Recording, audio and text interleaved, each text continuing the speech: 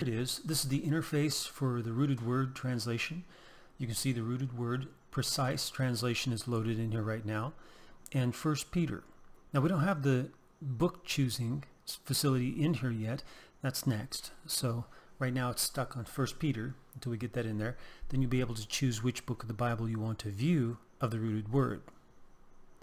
Now you can see it defaults to the English, and it's got the chapter divisions, and you can see the verse numbering. There's a little 15 here in blue, and it's raised up, and it's super tiny in order to not interfere with the reading of the text, because the verses were actually invented around 1550. It was the time when the printing press was created, and before that they didn't have the verse numberings. There were some attempts all the way back to 1300 to create verse numbers, but none of them were universal. And then in 1550 there were verse numberings that were put into the printed version, and they became widely accepted and universalized. Then we got the chapter divisions, which predate that, but even those aren't in the original text, but those do predate that by quite a bit. Now we don't have any paragraph divisions here like in this chapter 3. We have the whole chapter, but we decided not to put paragraph divisions because there were no paragraph divisions in the original text either, and so we don't want to interfere with the train of thought, and we'll let the reader discern where the topic changes. So this is the reading of the text, our translation. You can see we only have one verse finished in chapter 2 of 1 Peter. We've got only 3 verses finished in chapter 1, but the entire chapter of chapter 3. Now if you want to view this where you got one verse per line, like some Bibles print it that way, and it is easier for some people to read, you can just click on verse per line and it instantly shows you that.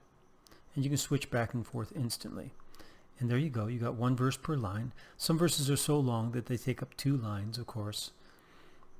So it's easy then to find the verse number that you're looking for.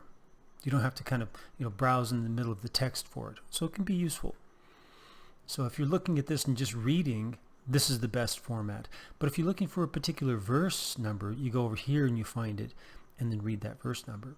Now if you want to see the English with the Greek under it, then it's a verse per line with Greek beneath it right there. That's the original Greek.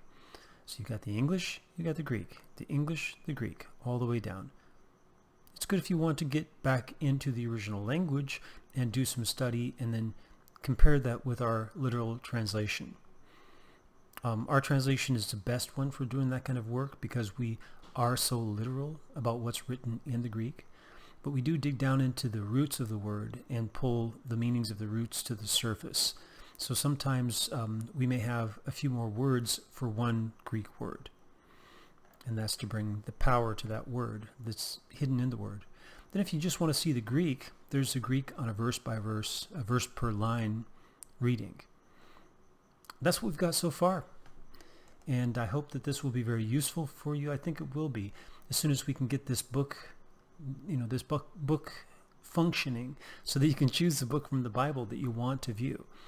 Then once that's done, then you'll have access to the entire translation of the rooted word at this state, right, what we have done. So that'll include the entire book of Jacob, aka James. We're probably about over halfway, maybe halfway done with Romans right now. I'm going to step that up so that we can get that finished very soon. And there are a lot of other places that we've completed a lot of work on. And that's it. I'll update you later.